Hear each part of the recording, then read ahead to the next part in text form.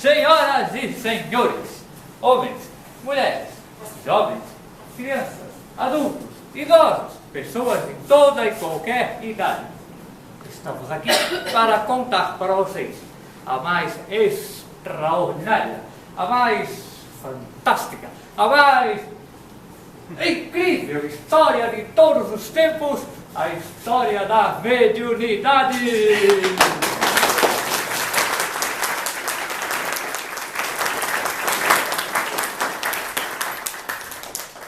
Com certeza, muitos de vocês associam a mediunidade com o espiritismo, certo? Certo! Isto porque o espiritismo surgiu na face da Terra por intermédio dos fenômenos mediúnicos, certo? Certo! Além do que, a mediunidade é um dos princípios básicos do espiritismo, certo? Certo!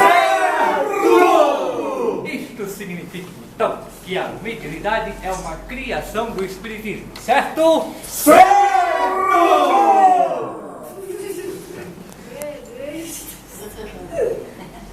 Errado! Ei, meu pai estava errado, Mas eu pensei que a mediunidade tinha sido inventada pelas irmãs Fox, não foi não? Ué, não foi Allan Kardec que criou? Não, foi Chico Xavier. Não, pera, ouço coisas, pera.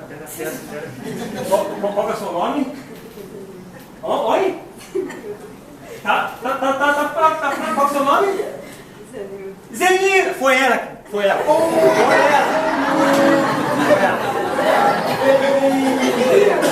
Palmas pra ela que inventou a mediunidade!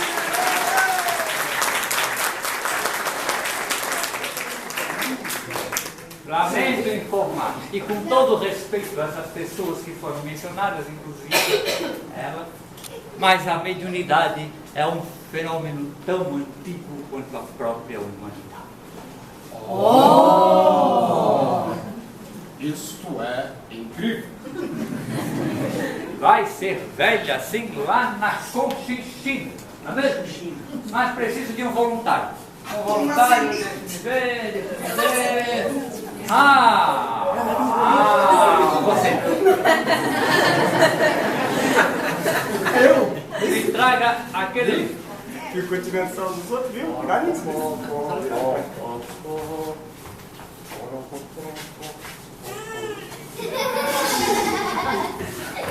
Eita!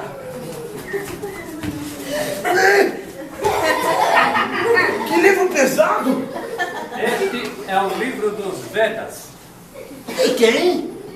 Livro dos Vedas. E quem é esse tal de Vedas? Deixou esse livro pesado pra ficar carregando, hein?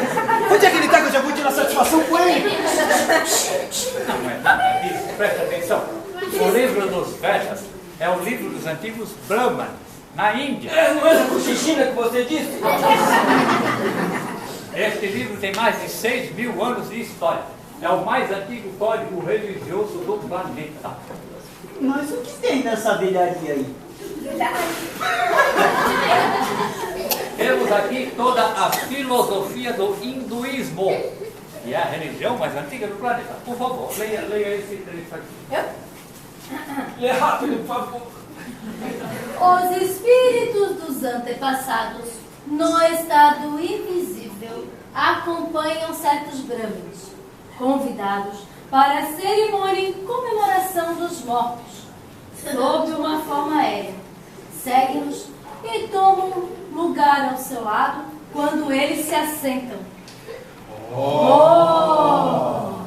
Isto é incrível.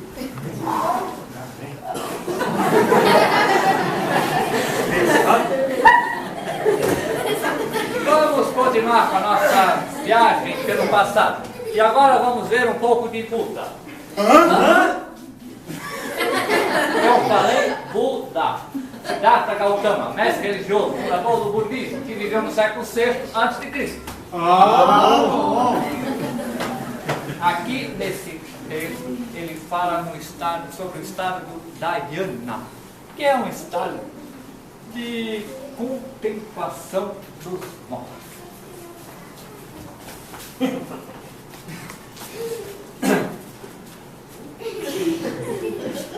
Durante este estado, o espírito entra em comunicação com as almas que já deixaram a Terra. Oh! Isto é incrível. Vamos ver agora o que nos diz Krishna.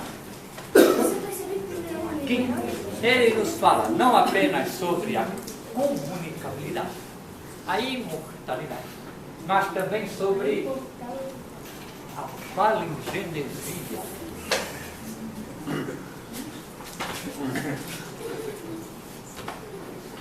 O corpo envoltório da alma, que nele faz sua morada, é uma coisa finita. Porém, a alma que o habita é invisível, imponderável e eterno. Todo renascimento feliz ou infeliz é consequência das obras praticadas em vidas anteriores. Oh. Isto é incrível. Palingenesia? Mas isso não é reencarnação? Bem que minha avó falava que esses indianos eram reencarnacionistas. E os egípcios também. Ah! Por falar em egípcios,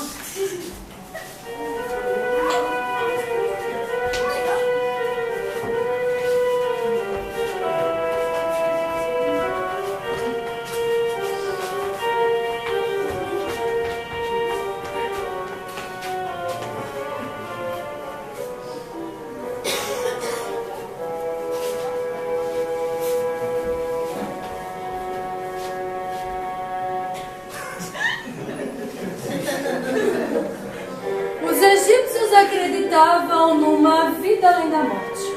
Por isso, conservavam seus mortos através da mumificação. Os sacerdotes do Antigo Egito eram tidos como pessoas sobrenaturais por conta de seus dons mediúnicos. O sacerdote Amenófis aqui, preferido de Ramsés II, era médium de efeitos. exatamente, pois que, por incrível que pareça, naquela época já se realizavam sessões de materialização. Traga-me mais ataduras! Ô grande sacerdote! Acabaram as ataduras! Tá tudo fechado aqui no Iguaçu, tá tudo fechado. Oh, meu Deus! Então concentre-se que eu vou materializar.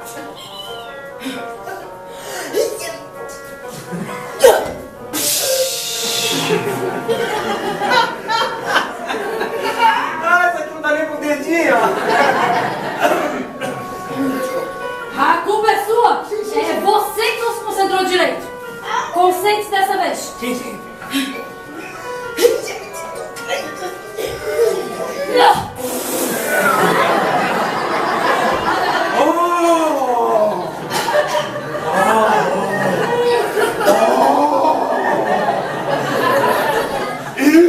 é incrível! Muito bem, vamos tirar isso daqui e agora vamos para o país considerado o berço das artes, da filosofia, das ciências no mundo ocidental. Vamos para a Grécia. Na Grécia, os gregos costumavam consultar as pitonisas no oráculo de Delfos.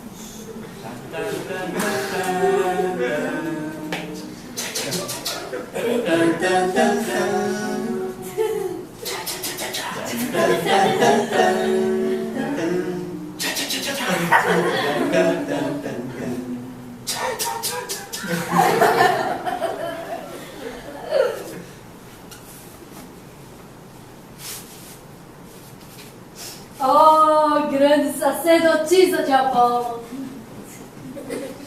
Será que eu vou ganhar na Mega Sena, hein?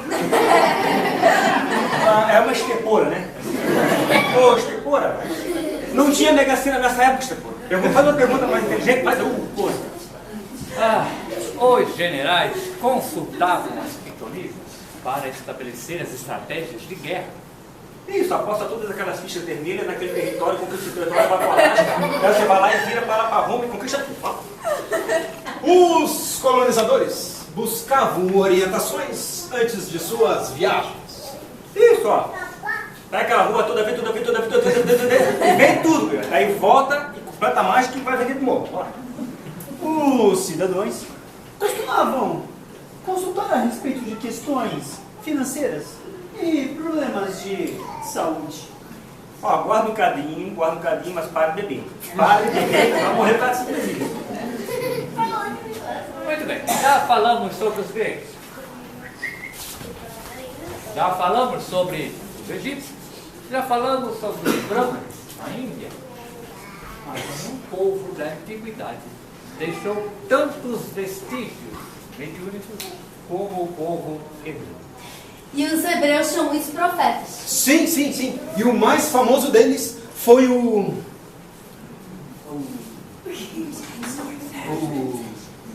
mais famoso deles foi o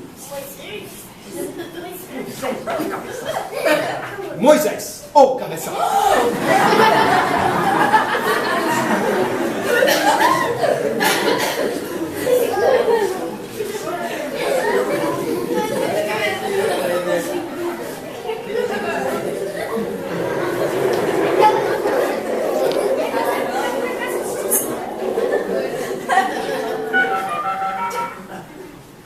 Calma, senhor.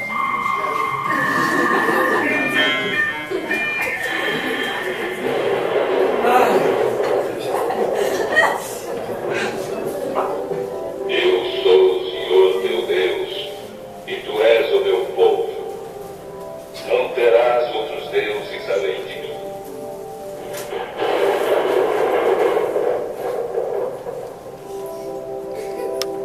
Jamais te ajoelhes diante de ídolos, nem os adore. Não usarás o meu nome em vão.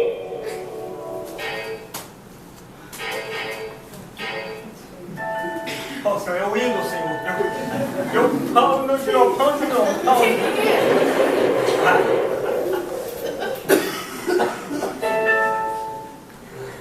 Honra teu pai e tua mãe, para que vivas muito tempo na terra prometida. Não matarás.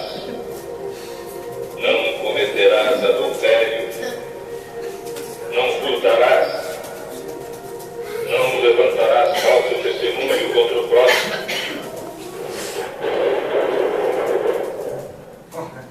Também não cobiçarás a casa do próximo.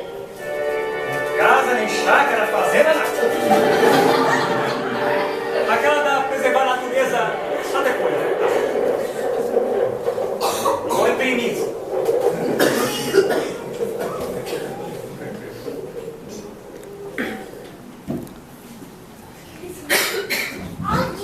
Calma, senhor, calma.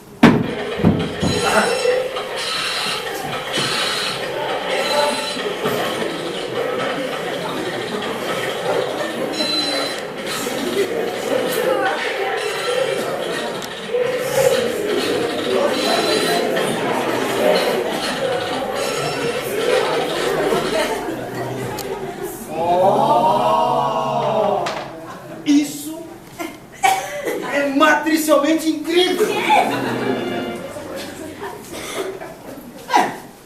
Mas tem uma coisa. O quê? O quê? O quê? O cabeção Moisés aqui. Ele fala alguma coisa sobre comunicar com os mortos. Não falarás com os mortos, principalmente se eles não estiverem vivos. Mas devemos levar em consideração que o povo da sua época era um povo um tanto quanto ignorante das questões espirituais e poderia utilizar a mediunidade para fins fúteis. Isso demonstra que a mediunidade já existia naquela época. Senão, como é que ele ia proibir uma coisa que nem existia? Ele nem era maluco.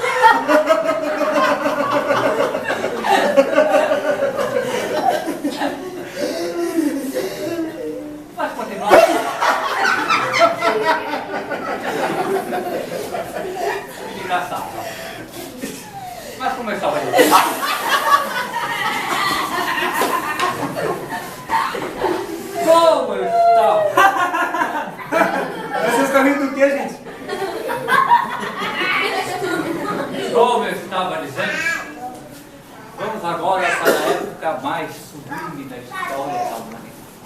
Foi a época em que esteve em nosso meio o Mestre Jesus. Como sabemos, a sua vinda foi anunciada por vários profetas. Por falar em anunciação, quem não lembra do famoso diálogo narrado por Lucas entre Maria Santíssima, Nossa Senhora, e o anjo Gabriel.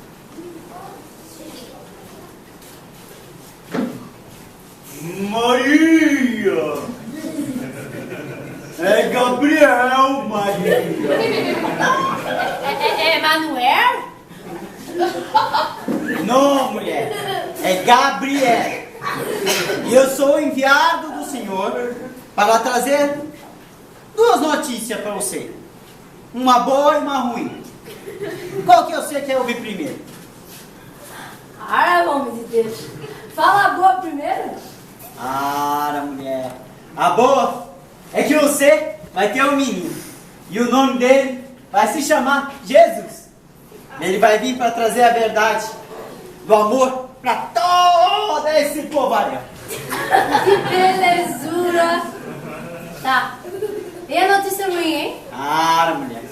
A notícia ruim é que o Bolsa Família só daqui a 2000 anos. Ai, Senhor! Ah, mas isso é incrível! Vocês já viram? Já perceberam?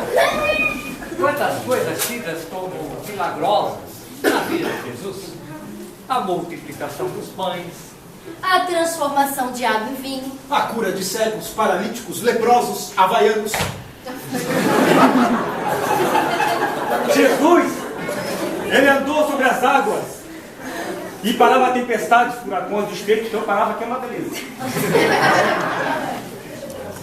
A materialização de seu corpo após a sua morte. isto porque Jesus foi o mais extraordinário, o mais fantástico, o mais incrível, médium de todos os tempos, o médium de Deus!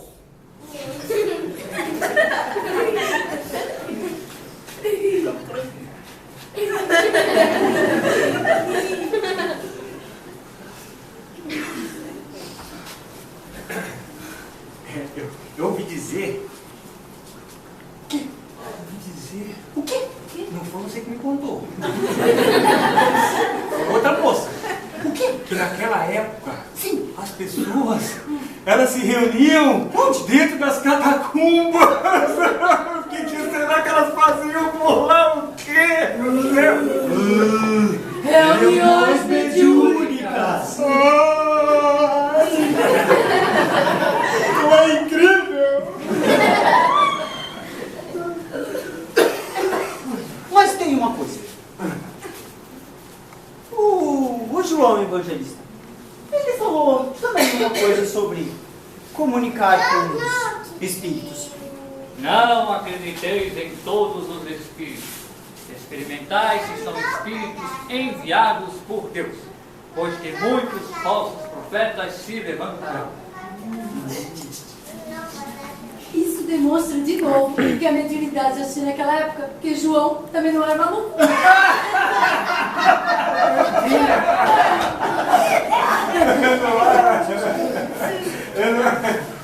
Ele tá olhando pra mim. Mas, continuando com a nossa história, depois que Jesus retornou ao mundo espiritual, a Terra continuou conhecendo outros grandes paranormais. Vocês já ouviram falar, por exemplo, de Antônio de Pádua? Pádua fica na Itália, onde eu morri em 1231. Mas eu nasci mesmo foi em Portugal.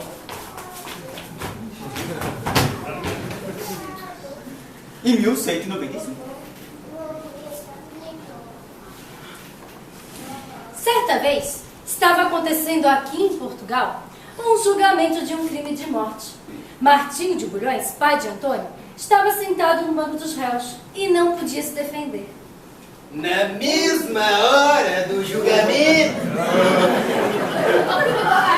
Antônio fazia um sermão numa igreja da Itália, quando de repente ele parou o sermão e ficou imóvel, como se... Eu disse, parou o sermão e ficou imóvel, como se estivesse dormindo em pé. Nesse exato momento, ele foi visto. Nesse exato momento, ele foi visto aqui em Portugal, quando Antônio falou. Por que tanto, Panetone? Por que tanta precipitação? Ora, posso provar a inocência de meu papa. Vem comer até o cemitério. Os juízes aceitaram o macaco, maquiavélico, hediondo, terrível, tenebroso, fantasmagórico convite. E foram ao cemitério. Lá chegando, abriram a cova do assassinato.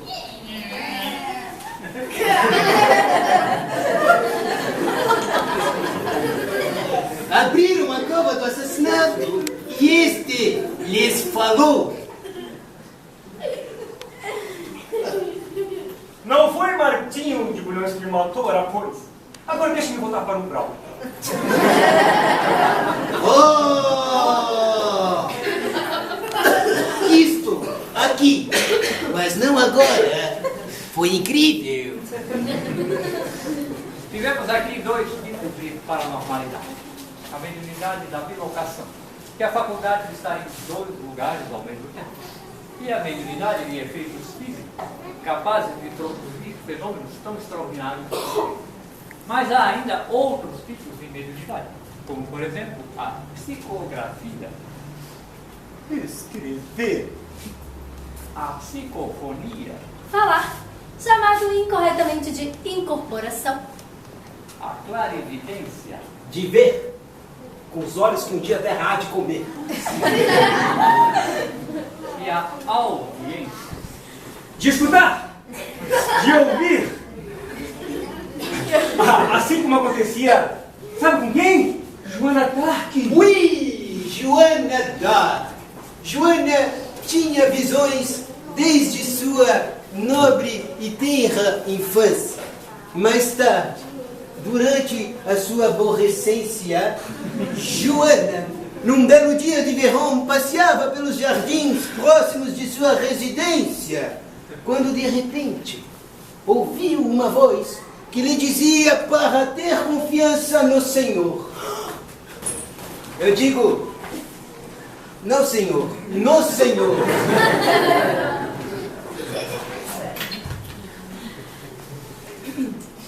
Essas vozes me diziam que eu deveria ir a Delfim para Corralô, rei da França.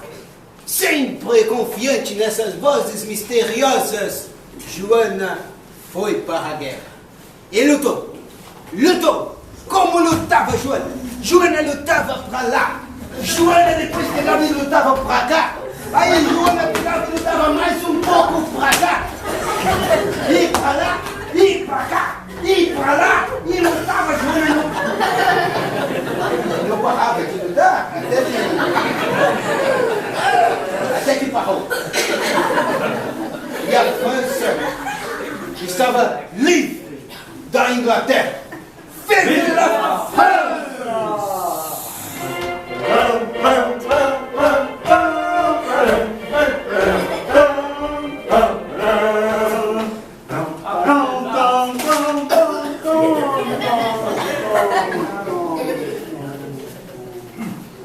Apesar disso, a igreja considerou que Joana era uma enviada de Deus. Por este motivo, ela foi condenada a um torturante julgamento que durou mais de 6 meses, para que ela desmentisse tudo a respeito dessas vozes que dizia ouvir. Ao final deste longo e torturante julgamento, como ela não negou absolutamente nada, então ela foi condenada a morrer na fogueira.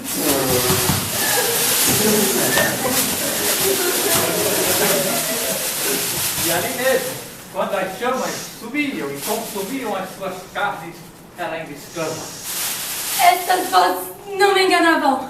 Essas vozes eram de Deus.